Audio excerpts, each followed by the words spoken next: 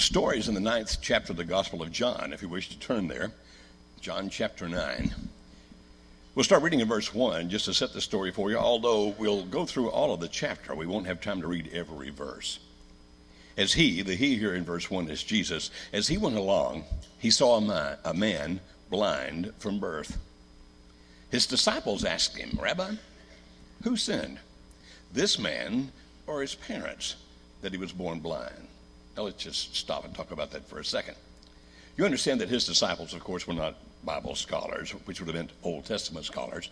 If they'd been Old Testament scholars, they might have been people who would have said, well, you know, we understand from the book of Job that having something bad happen to you is not necessarily the result of having done something bad. As a matter of fact, the book of Job would indicate that sometimes having bad things happen to you are the direct results of doing something good.